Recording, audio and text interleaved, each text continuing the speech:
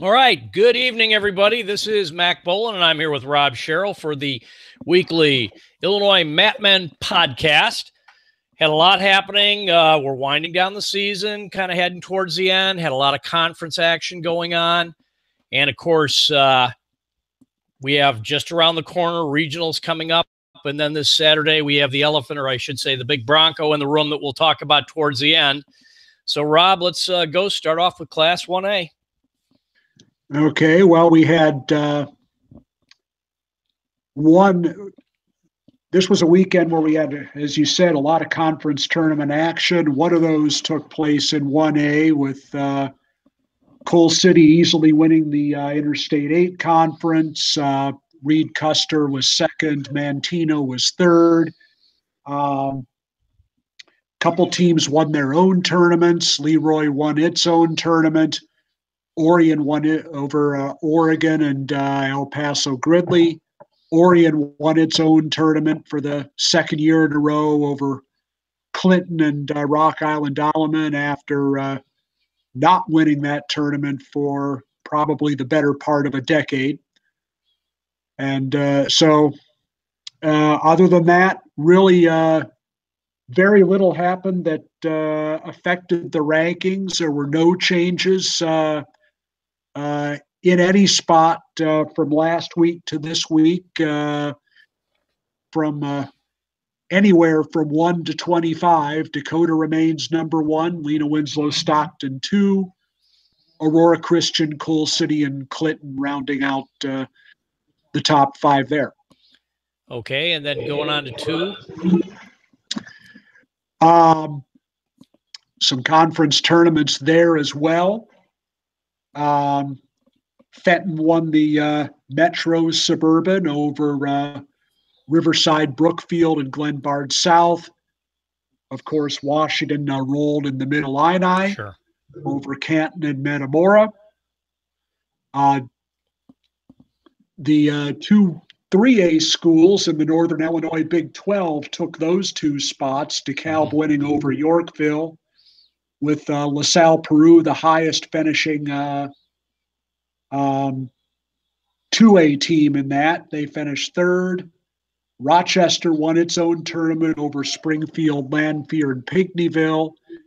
And the Lake County tournament was contested for the second year in a row at Antioch this year, with Stevenson winning that title over Libertyville and Warren. Now, tonight, one of the big matches tonight, it's really rare that anywhere even close to this late in the season, you have 2 undefeated teams going against each other, but that's what's happening at LaSalle Peru. Number 4 Cavaliers hosting number 5 Dixon. LaSalle Peru is 18-0. Dixon is 21-0. So we will see what happens there. Dixon won that match big last year, and that kind of kick-started them onto their run to finishing 3rd in the state. I think it'll be a lot closer this year. We'll maybe I'll have a result before we're out tonight. We'll just have to see. But, LaSalle Peru having a great season. Yes, both of them are. So we'll see what happens with that tonight. They're kind of neighborhood rivals. That gym will be packed for sure. Absolutely. And then Class 3A, of course, we had the big one. The Chicago Catholic League Championship. We did webcast, and of course on the homepage, the finals matches are listed along with several interviews. I don't think it was any surprise that Montini dominated that tournament. Mount Carmel ended up finishing 2nd. On a side note, I thought it was kind of nice for Marmion Academy, which so far has had a pretty, tough season, but seeing, Brad Gross comes back to the lineup and winds up winning a CCL title. Yeah, well, it's good for him. That was their last uh, match of the regular season, so it was good to Yeah. see him get in there and do something. It certainly they certainly have to think that he's pretty much ready, or as ready as he's going to be for the regional. So yeah, nice job by them to edge Providence for third place. Yeah, and Chumbley did a good job. Montini, of course, had a ton of finalists, a lot of winners, and we probably talked about the seating issue at 145 pounds ad nauseum. Sure. So, and of course, the match that everybody would have expected to happen in the finals took place right in the semifinals. in the semifinals, yeah, semifinals instead, with probably the kind of tight, tense match we would have expected in the finals. Right.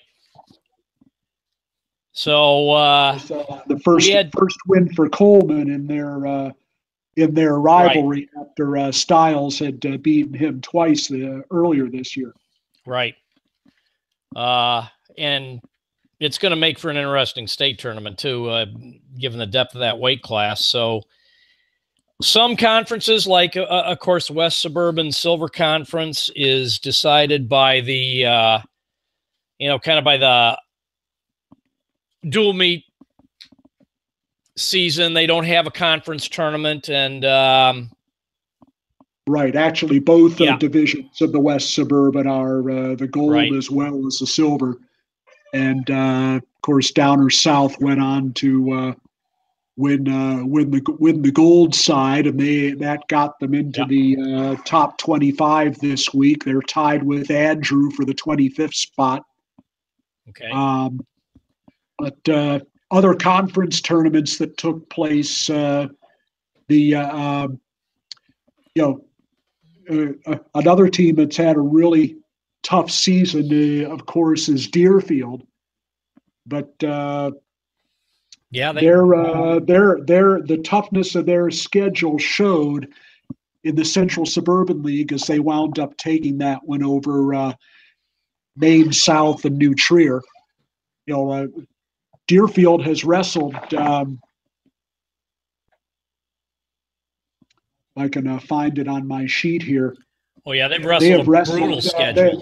They have wrestled 11 top 25 teams in the current top 25 in duels. They've also wrestled the 1 and 2 teams in Class 2A and the number 2 team in Class 1A. So they, as they have done in previous years, they have not ducked anybody. But you are kind of who you wrestle, and so they proved that by taking the Central Suburban League. Taft rolled to the Chicago Public League title over Ag, Cy, and Kelly. They more than doubled the score of second place Ag, Cy, and a couple of their they got their 106 pounder into the rankings this week. Their heavyweight is very close now. Oak Forest won the South Suburban over Lamont and Richards. Those three teams are all 1-1 against each other in conference duels this year. Lamont beat Oak Forest beat Richards, and Richards beat Lamont. So this was a little bit of a tiebreaker. Lockport, of course, rolled through the Southwest Suburban. The Open. And, yes, the Southwest Suburban Invitational now. And over with Lincoln Way East finished second in that. Carl Sandberg edged Lincoln Way West and Andrew, which tied for fourth, Sandberg finishing third. So kind of a real log jam there between those. Only 11 points separated second from fifth place, as you would expect from how close they are in the team rankings. And then, of course, St. Charles East won the Upstate 8 with Glenbard East edging West Aurora for second place there. So 10 conference tournaments took place this week, and most of them have gone to this 2 weeks before the regional time slot. Really only 5 tournaments you would actually call conference tournaments going on this weekend. The East Suburban Catholic tomorrow night at Carmel. 4 more on Saturday with the DuPage Valley going to be at Mattia Valley. Okay. Rolling Meadows is hosting the Mid-Suburban League. The Nick 10 is going to be at Rockford Boylan. And the Eastern Illinois tournament downstate being held at Lawrenceville. Most of the other quote-unquote conference events this week are actually dual events, with the Okaw Valley Duels taking place this week. The Heart of Illinois Duels took place Tuesday and Saturday. Again, the other division at Leroy. The Mississippi Valley Duels will be at Jerseyville. The South 7 Duels, which includes Belleville, Altoff, Cahokia, Marion, and Carbondale, are taking place at their variety of sites tomorrow night. And they're having the semifinals and the finals at Marion on Saturday. And also some super dual events going on at Antioch on Saturday, Peoria Richwoods on Saturday, mostly Big 12 teams there, and at Putnam County. So I need to tell everybody about a really competitive duel that if you were looking at the Illinois Best Weekly at the schedule section, the Andrew Sandberg dual meet, which was originally scheduled for Saturday, has been moved to tomorrow night. That's going to be at Sandberg tomorrow night at 5 o'clock. And I think it's a duel that has a chance to go right down to the last match. But nice. If you want to watch Andrew wrestle Sandberg, it's going to be tomorrow. It's not going to be Saturday. Okay. Non-conference action. Oak Park hosted their annual tournament. They won. And I think the runner-up was a out-of-state team. I think it was Christian Brothers from Missouri. CBC out of Missouri. Yeah. And Minooka was third. Minooka was third, and Arrowhead from Wisconsin was fourth. So, any other non-conference action we had? That was pretty much it for tournaments over this past week. The last real big tournament weekend. Of course, in 2A and 1A, the schedules are a little more backloaded than they are in 3A. A real good 2-day tournament going on at Litchfield to close the season with Lena Winslow Stockton and Orion coming down from the north. Vandalia is in it. Of course, Litchfield. So that's five top 13 teams. Sure. With a variety of southern schools also competing. So that's a big event for them to close it out against not a lot of necessarily of opponents that they're going to see the very next week in regionals. So that's a good one for them. All right. And then, of course, we will have our regional breakdowns coming up. So I guess right now we should just go ahead and transition to what is obviously, if you've been paying attention, folks, if you've been watching the national scene, not just the state scene, we have a huge event taking place in Pennsylvania this weekend on Saturday. It's hosted by Wyoming Seminary in Pennsylvania, and it's going to include I believe, at least 6 of the top 10 teams in the country. Right, it's called the My House Melee. And let me pull up the schedule once again so we can so everybody knows what's happening when. Once again, you can find this on the Wyoming Seminary Wrestling Facebook page. Mm-hmm. That's where I'm pulling all this information from. But yeah, they have a brand new post on that. The Flo's post has been shared. But here is the schedule. Tomorrow night at 5:30, Blair is going to wrestle Easton, and that'll be the opening match at 5:30. All these times are Eastern now, and on two rounds at 7:00 with Wyoming Seminary wrestling Easton and Blair wrestling St. Ed's. So that's the Friday night action. One match at 5:30, Eastern.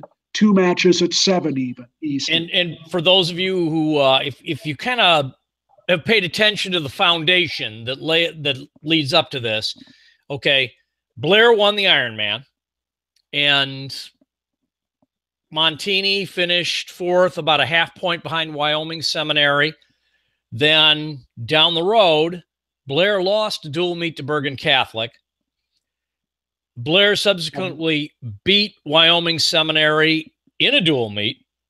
That's right. I watched that one on Track Wrestling. I wanted to watch it on the Cube, but the Cube's feed was not working. But but yes, Blair won that 37-24 and won pretty easily. Yeah, and Montini, since the Ironman, and we talked to Izzy, and admittedly, he said they didn't really have as good a showing as he thought they would have at the Ironman.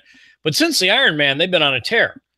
I mean, they absolutely tore up at the Clash, the Cheesehead, Chicago Catholic League Championships, and were able to get in at the last minute on this and props to Izzy and Montini for doing this, to jump into this huge event at Wyoming Sem, and they're going to duel Wyoming Sem and Bergen Catholic. Now, the interesting thing about this is, depending on which ranking you look at, Bergen Catholic may be number 1. I know on Flow Wrestling they have Montini 3. On Intermat they have Montini 4. They're number 1. They're number 1 on ours right now as well. For Win Magazine, we adjusted them to reflect the who's number 1 results. Right, which Buchanan kind of got spanked, and then the big upset was Bergen Catholic beating Blair. The interesting thing is, knowing how the rankings work, let's say Montini beats both Wyoming Sem and Bergen Catholic, depending on which rankers weight which events higher or how they look at it. I'm pretty sure, I know the way Willie is, I'm pretty sure Flow Wrestling, if Montini accomplishes that, they'll be number 1. Intermat with Josh, I don't know. If that happens, he may put Blair back up on top because of Blair's finish at the Ironman. So it'll be very interesting to see how all this plays out. However, no matter what happens, this is going to be a huge impact on the national scene. And if you want to, let's go ahead and take a look at some of the matchups we may be looking at. Yeah, well, let's review what's going on Saturday. Oh, go for it. Starting on 10 a.m. And remember, this is Eastern, so it will be 9 a.m. Illinois time. St. Ed's will wrestle Bergen Catholic on one mat. Wyoming Seminary will wrestle Montini on the other. And following that, at noon Eastern, 11 Central approximately, Wyoming Seminary will wrestle St. Ed's, and Bergen Catholic will wrestle Montini. So those will be Montini's 2 matches for the day. At 2 o'clock Eastern, Bergen Catholic will wrestle its third match of the day against Wyoming Seminary. Mm-hmm. So they'll take on all of them. And that'll be on one mat. On the other mat at 2 o'clock, the Wyoming Seminary girls team will be wrestling Team Canada in a freestyle match. So guys on one mat, girls on the other. Yeah, and so that's your Saturday schedule at Wyoming Seminary. Now the Who's Number One was at Bergen Catholic. They hosted the event, so of course it was their gym, their mat, their crowd, and an NJSIAA ref as well. I'm sure, or refs. So certainly everything was set up for them. Sure. But if you going back and looking at that match, we're looking at 6 matches. 106 where KL rides out Miller in the ultimate tiebreaker, wins 1-1. They go at 120 where Robert Howard beats Mike Koliako 4-3. Yeah. At 126 where Dylan Weaver, a freshman, pins Chris Cannon, former national prep champ. Yeah. And 145 where Wade Unger beats Robinson 3-0. At 160 where Shane Griffith beats Andrew Marola 3-2. 170 Christopher Foca pins Julian Ramirez. Yeah. 182 Jacob Cardenas beats Leo Tarantino 6-0. I'm going to say that that's 6 matches, or 7 matches, where Blair looks at it and says, "Yeah, we're probably going to win all those matches." And they didn't. Bergen Catholic won all of those matches. Won all of them. And so no wonder they won the duel. Right. And just for those of you who don't pay attention to the national rankings, a lot of those guys that Rob just mentioned are all nationally ranked. Let's face it, the Weaver Cannon. We're talking a lot of top 5 guys. Oh yeah, but the Weaver Cannon, that was a huge upset. I mean, that was a huge upset. Sure. And even though these are going to be dual meet matchups, you're going to have a lot of nationally ranked guys going face to face in these duels, and some of these guys are very closely ranked. For instance, some of the guys Foca and Ramirez are number 4 and 5. Griffin and Marola are number 2 and number 5. I mean, they're all, we're looking basically at the cream of the crop, not just in the teams, but a lot of individuals. And right. That's we're talking also going to make this really interesting. Yeah. Well, yeah. Looking at my last rankings in 106, we're talking about number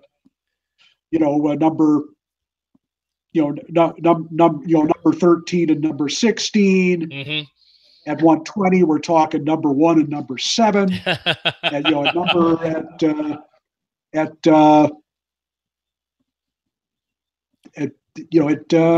at 60, we're talking number 3 and number 6. Yeah.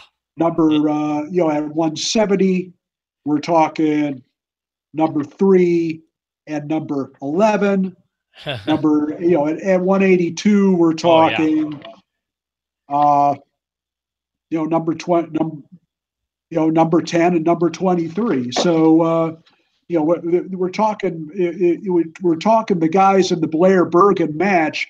These were all matches again, where 2 nationally ranked guys were wrestling each other, and again, I'm sure Bergen Catholic was not expecting to win all 6 of those matches, but right? Somehow they did. Yeah, they did. And it's funny because that dual meet reminds me so much of the dual meet between Montini and St. Edward, where Sure. you looked at it on paper and you thought, okay, well, this could turn out to be a relatively close match. And then Montini wins everything, all the swing matches. They won every single swing match out there, and then even scored an upset at 126. And that's just the way it goes sometimes in a dual meet environment. And the way, and the fact that you would have thought winning all 6 of those swing matches that Bergen Catholic would have just blown him out of the gym. Well, it didn't. Yeah. It was no. It was probably, the final was 33-19. Yeah. So, Blair, if they go 3-3 in those matches, Blair wins. Oh yeah, absolutely, and definitely, like you said, a few of those Blair probably had an even shot at winning. Sure. And the pins though were shockers.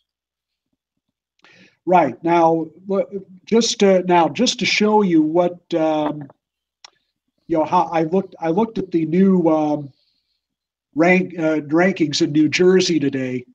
On NJ.com has run 3 brand new set of rankings as of Tuesday, and now remember we are talking about a state with a single classification.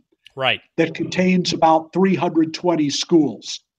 Right. So think of this as being 3A, essentially a little more than doubled. Right. In size. An interesting point.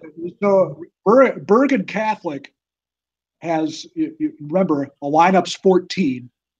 Bergen Catholic has 3 wrestlers ranked number 1 in the state, 3 wrestlers ranked number 2 in the state, 4 wrestlers ranked number 3 in the state. Yeah. So 14 guys in their lineup are ranked in the top 3 in the state, in a state where they're competing against 320 schools. Right. Interesting to know. We're not talking about some little tiny classification with 80 or 90 schools in it. And even though Bergen Catholic, they're a private, but Blair Academy, being in New Jersey, does not compete in the New Jersey State Championship because they are a prep school, 5-year prep school, even though they compete, in the national tournaments like the Ironman, et cetera. So you kind of got to make that distinction. But all these guys who are, on Blair, who are, in the 4-year range, they've got a massive lineup with a ton of nationally ranked guys. And if you look at Montini, they've got a bunch of nationally ranked guys. But as you mentioned with Bergen Catholic in New Jersey, Montini, how many guys in Montini are ranked in the top 10 in Illinois?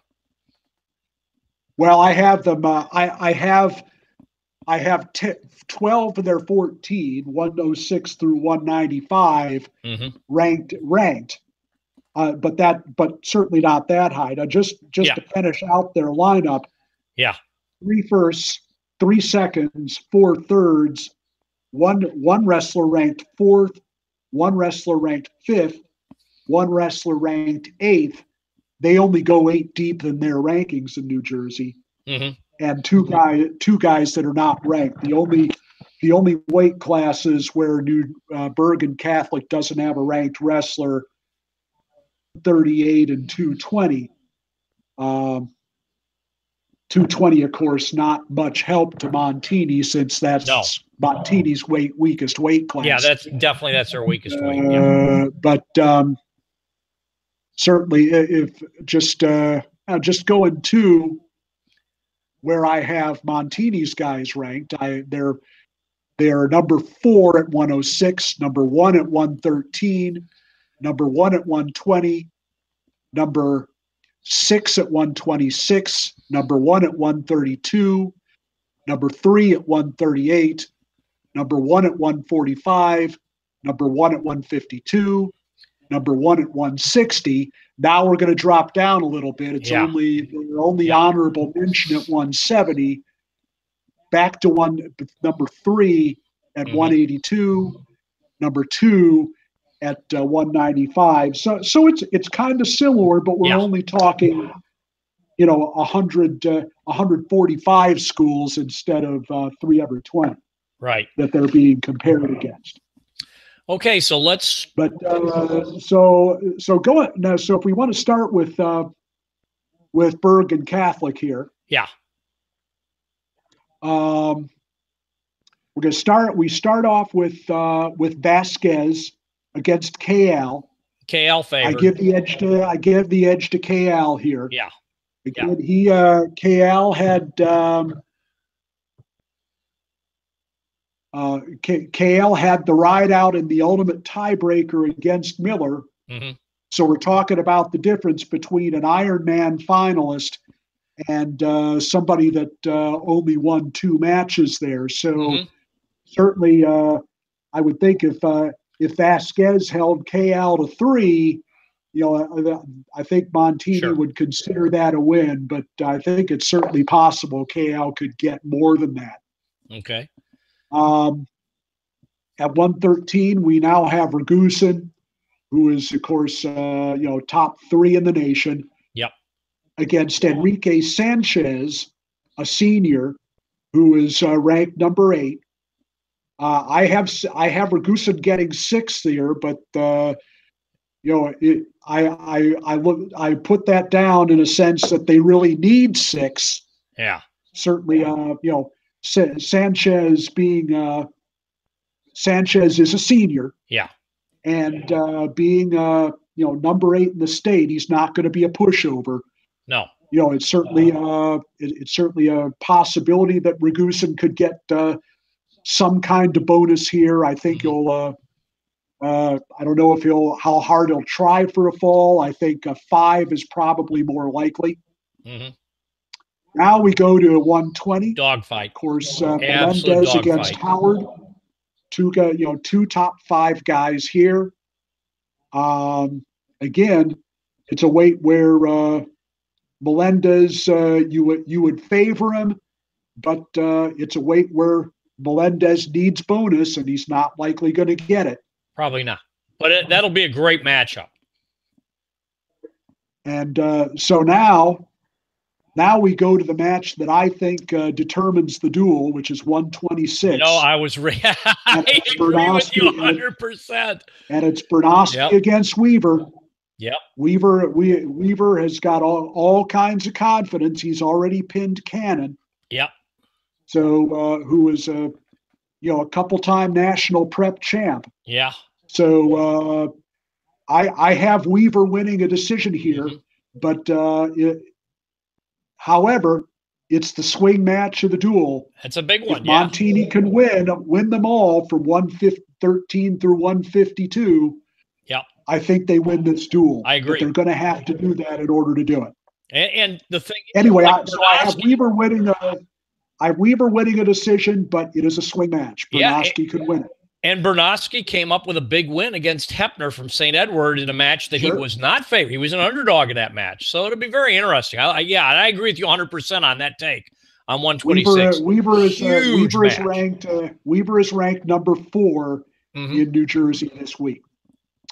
Now going on to 32, we have Woods against Carmen Ferrante. Woods, 2 guys who were college committed, of course. Woods going to Stanford. Ferrante, who's a state runner-up, is going to Penn. I have Woods winning a decision here. It's certainly a bonus is possible, but I'm not counting on it. I'm counting on Woods winning a 3. Okay, and then another swing. Moving on to 138, we have Mayora, and it's going to be a question of how much he can win by here. There are two possibilities for Bergen Catholic at this weight. Sal Manero Yeah. wrestled for them at the Doc Buchanan. He went 2-0. I think the more likely choice is Joseph Zargo. Zargo, yeah.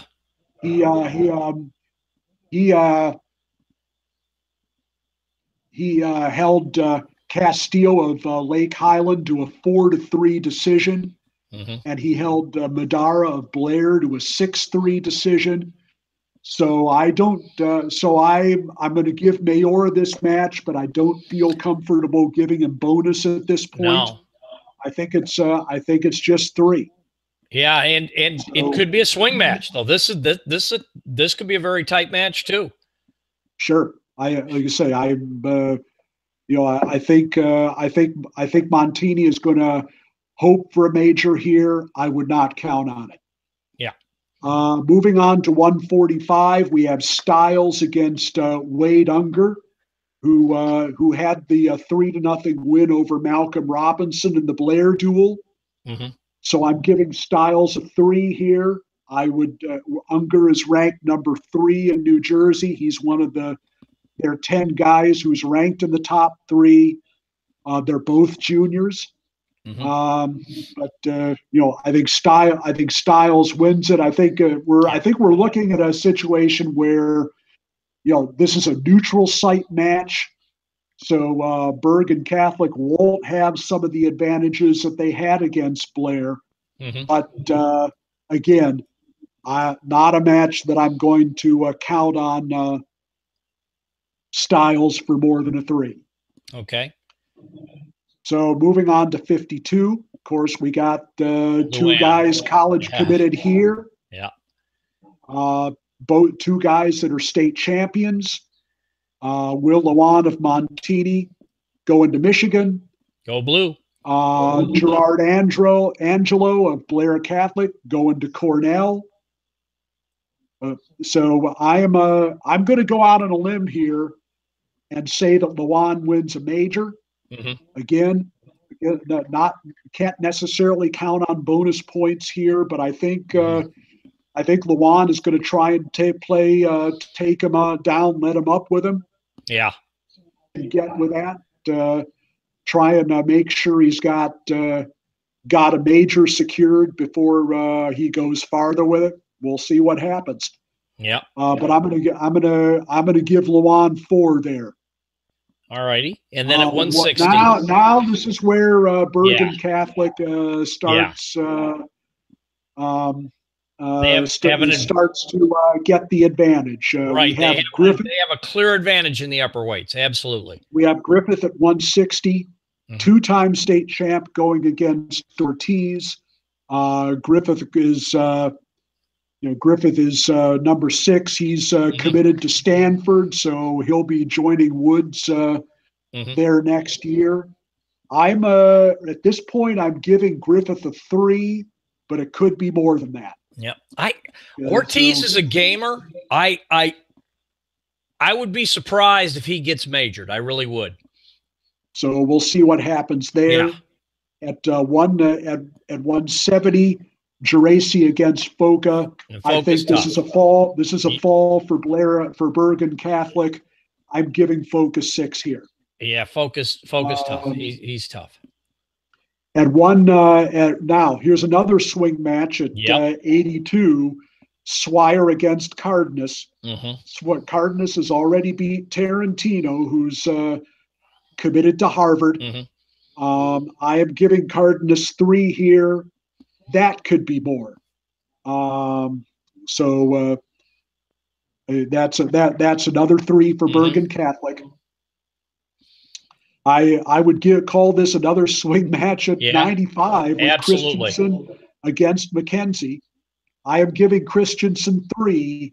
Christensen has really, as we know, made some huge strides this year. Absolutely. But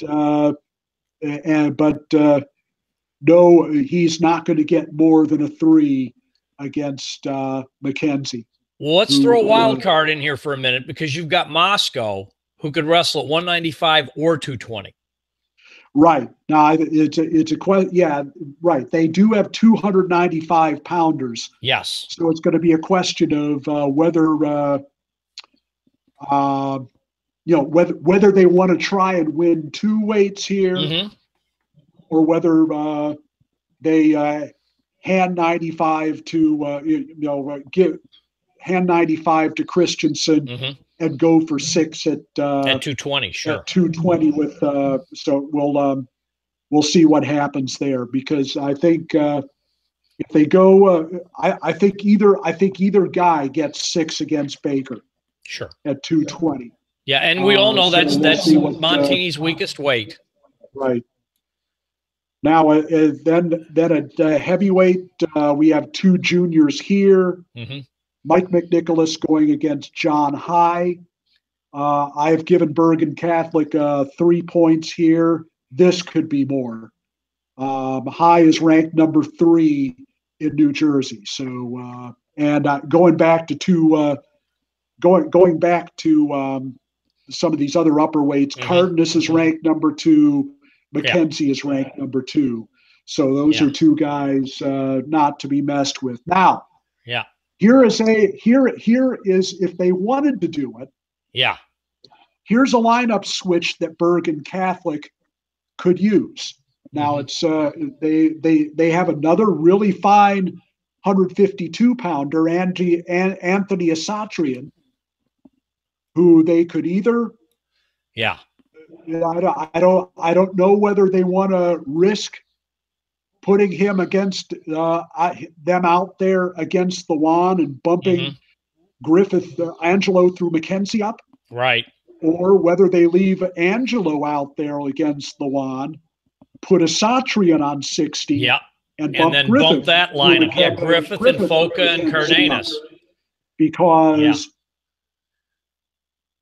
because I think they would probably get a bonus with Griffith against Geraci. And then it's a question of whether you want to, whether you want to bump Foca, Cardenas, and McKenzie, because the 220 that Bergen Catholic used at the Doc Buchanan also went 2 and out. So I don't think Gabe Mendez is getting into the lineup here. Yeah, I think they're going to put Moscow in. I really do. It's either going to be they'll either I don't know whether they'll risk throwing a Satrian in here.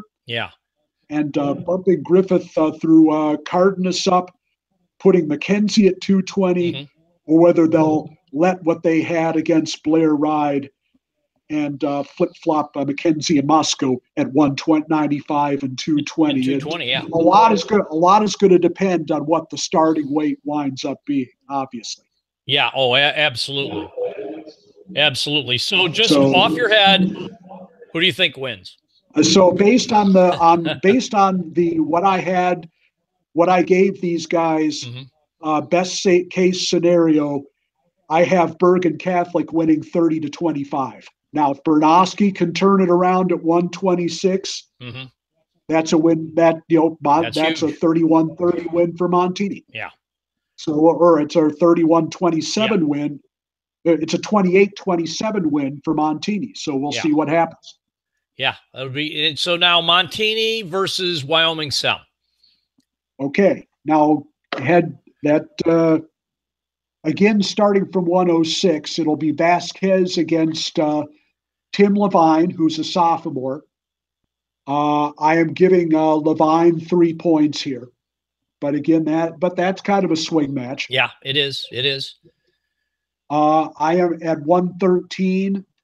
I'm giving Ragusin 6 against Nick Botello, who is a sophomore. 2 sophomores going there. At 120, I'm giving Melendez 6 against Zeke Escalera, who by my standards has had I think kind of a disappointing season so far. I've not seen out of him what I expected. On the other hand, I have 126. Bo Bartlett is going to get 6 against Bernowski. So I have pins in 3 consecutive matches here: 13, 20, and 26. That's going to be interesting to see. the middle of this Wyoming Sem lineup where you have Davis, Manville, and either one of them can go either 132 or 138. Right, and I think what's going to happen here is I think they're going to put Davis out at 32 against Woods. Okay. And see if he can hold him to less than 6. Right. I don't know if he can. I have Woods winning a major here. Mm-hmm. But Davis is a senior. He's committed to Pitt. Mm-hmm. He's been around. He's tough. So Davis is tough. So Davis could hold him to less than 6. Yeah. See, I think they will put Manville out against Mayor, and I have Manville winning a 3 there. Yeah, and Manville's been on a tear lately. He's been wrestling really well. So I have Manville winning a decision. Yeah. 45. There are a couple of different guys that Sem could use here. They could either go with Moshe Schwartz. Amazing that he was a 6-pounder last year. He's up at 45 this year. He's a junior. Or Connor Kievman, who is a sophomore. Yeah. And Styles will win this match. Yeah. The question is by how much. Mm-hmm. I don't think he'll win more than a 3 against Schwartz. I think he would win more than 3 against Kievman. Yep. Okay. 52, we will be heading to Lawan going against Benny Baker, who's actually a 45-pounder, but he's wrestling up at 52 for their lineup. I have Lawan winning a major here simply because of the size disadvantage. Certainly, Montini is going to win more than need to hope for 6 here. Mm-hmm. Certainly possible. Yeah, I have Lawan getting 4. Now at 3 of the next 4 weights, Montini and Sem wrestled head to head at the Ironman. And Sem won all 3 of them. So Montini's going to have to turn some matches around here. You have Ortiz against Jake Hendricks at 160. Hendricks, senior, he's committed to Penn. And Hendricks won 4-2 when they met at the Ironman. So Ortiz is going to have to step it up in order to turn this one around. I have Hendricks repeating his 3 here.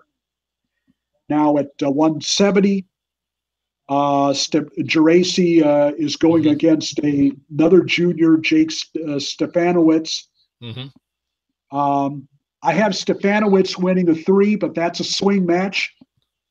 Maybe Geraci has had some big wins at the Clash. Maybe he can turn this one around. At 182. Darian Roberts Favorite, definitely. Sem, beat Swire 6-4 at the Ironman. I have Roberts winning a 3 again. So Swire's going to have to wrestle better than he did the first time. Now a match here at 195 that I think can be turned around. Yeah. Christensen against Cooley. And of course, Christian. Now this is a situation where maybe Montini thinks about moving Christensen up if they have somebody that they can throw in here. I don't know if they do, but I think this is something they're thinking. Cooley won 7-2 at the Ironman, so that's pretty. That's a pretty big deficit to turn around. Not that it can't be done. Right. I think he can do it, but if certainly this is a situation where maybe a forfeit to Cooley. You give up 6 instead of 3, but you bump Christensen up to 220. Right. Where he's got a real good shot against Michael Doggett because Doggett's going to pin Baker. Right. So it's a question of whether you count on a turnaround 5 against Cooley and give up 6 at 220, Right. or you give up 6 at 195 and maybe get 6 for 6 yourself at 220. And So Christensen's that's a decision wrestled well at they're going to have 220. He's wrestled well Yeah, at 220.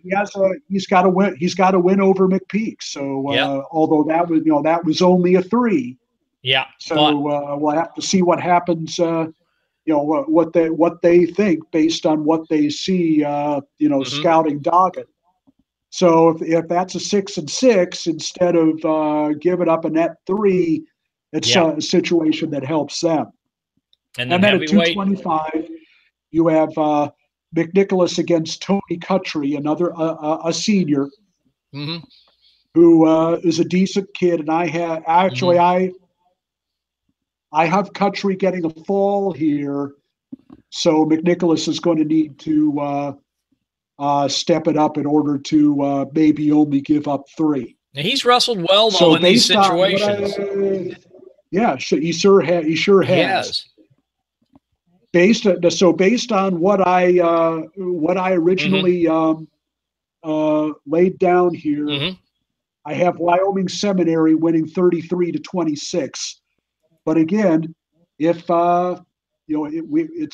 it's a huge boost for them if they're able to go to Christensen at 220 and he's able to get the maximum number of points, and if McNicholas can hold Cutry to a decision or less at 285, that's where Montini could do something that I have not counted on in my match by match setup here. So I'm actually picking in my mind, just based on the way he's wrestling, I'm picking Ortiz at 160, just because of the way he's wrestling now versus what I saw at the Ironman.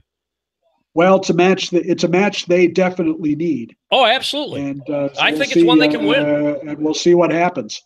So if we have that turnaround there, I think the most likely source of additional points for Montini is to do better than I think they've done at 220 and 285. So we'll see. Again, that too is going to depend on what the starting weight winds up being. So again, it was interesting because it wound up the starting weight. They started at 106 in the Blair Sem match. So they kind of wrestled it straight, and just looking at some of the head-to-heads there, Miller beat Levine, right, 7-3. In fact, Blair took a 15 to nothing lead in this because Miller won a decision over Levine, and Trevor Mastrogiovanni pinned Botello, and Coliaco pinned Escalera. Yeah. So I certainly think those are weights where Montini could get 6 also. Yeah. Bartlett pinned Cannon, so I think that result will be repeated. Davis beat Travis Mastrogiovanni by a score of 9-7, but of course, Travis Mastrogiovanni is not real Woods, so no. Certainly that's a match Montini will win. The question is by how much. Yeah. Now at 138, Manville wound up stalling out Robinson. So at this point, the match was tied 15-15. So I don't know if and Robinson is a nationally ranked wrestler. So certainly Mayora is going to have his hands full. Against Manville based on this result. Well, the way Manville's wrestling right now, he's been lights out lately. I like I said, I think for Montini, if Mayora can keep it to just a decision, I think that's a win for them if he's facing Manville. Right. Now, so Schwartz lost a decision to Madara 9-3 at 45. Baker lost by a point to Kaiser at 52. That was a big, big match. Yeah. It was a match that Sem really needed and they didn't get. Right. So certainly he lost to Baker. Certainly gives Montini some hope that Lewan is going to get some bonus and maybe some big bonus there. Who knows? Barola beat Hendricks 4-0 at 160. So Hendricks is going to be a tough customer there. Right. And again, maybe Barola Ortiz can turn it around. We'll just have to see. Yeah. Ramirez pinned Stefanowicz. So that could wind up being a swing match there. Yeah. Tarantino beat Roberts 6-5, but of course Tarantino is those are both nationally ranked guys. Yes. Cooley beat Kraft 6-4. So I think so now we'll see what Montini decides to do there. Yeah. Because Treffin at 119 won 19-6 over Doggett. So it's going to be an interesting decision for Montini what they do with Christensen here. Mm-hmm. And then Cutry at heavyweight pinned Carell. So McNicholas is going to have his hands full because Carell is pretty decent. Mm-hmm. Yeah, it should be interesting, but if Montini, which has been on a roll since the Iron Man, I mean, if they bring their A game and they show up like they did against St. Edward, they have a legitimate shot. So what they do with that, as an aggregate, with from 195, 220, and heavy, is going to go a long way to the outcome of that match. That's a very important 3-match aggregate for them. Yes. So that's kind of how I see those 2 matches going. It's going to be fun to watch, and again, it's going to be a neutral site. Yes. So Wyoming Seminary is going to have an advantage in their match. Yes. But it's not going to be so much of an advantage for Bergen Catholic as much as they had in the Who's Number 1 matchups. Yeah, it's great to see the fact that we're going to have all these teams literally in one location over 2 days, and especially on Saturday, which could potentially, impact on who ends up number 1 in the rankings at the end of the year. Absolutely, and it's interesting that this because of this series of duels. Not often that number 1 gets decided this late in the season, right? And but it is this year, and that's made January a very, very interesting month. Yeah, and for everybody, remember now, this will be broadcast live. I should say webcast live on Flow Wrestling. If you don't have a subscription, well, you obviously can't see it, but the results will be posted all over the place. If you do have a subscription, you can watch it. What was that start time again, Rob? Well, on Saturday. On Saturday, let me go back. Let me go back to the schedule. Yes. Montini will be wrestling Wyoming Seminary at 9:00 Central Time. They'll be wrestling Bergen Catholic at 11:00 Central Time. So there'll be there are 2 days, 2 duels for the day, and they'll be not long after that they'll be hitting the bus. Amen. And then in another week we'll be getting ready for regionals, and that's exactly what we will be breaking down in the coming weeks. We'll have the regional matchups and go through it. And of course, and particularly in Class A, we'll have the regionals of death. as we tend to call them. We'll have it all ready for you next Thursday. Oh, yeah. We'll have all 48 of them, eight of them broken down. And, it's actually pretty well spread out in 3A. Yeah. Oh, yeah. Better. It's less spread out in 2A, and 1A is an absolute mess. No, it's a slaughterhouse. Yeah, it's unfortunate. I feel badly for them.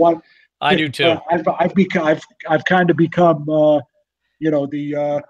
the defender of 1A wrestling over the last few years. Oh, it's been insane. You see how far that's gotten. Oh yeah, but we complain, we fight the fight, we make suggestions, but in the end, it's up to the IHSA, and that's pretty much where it resides.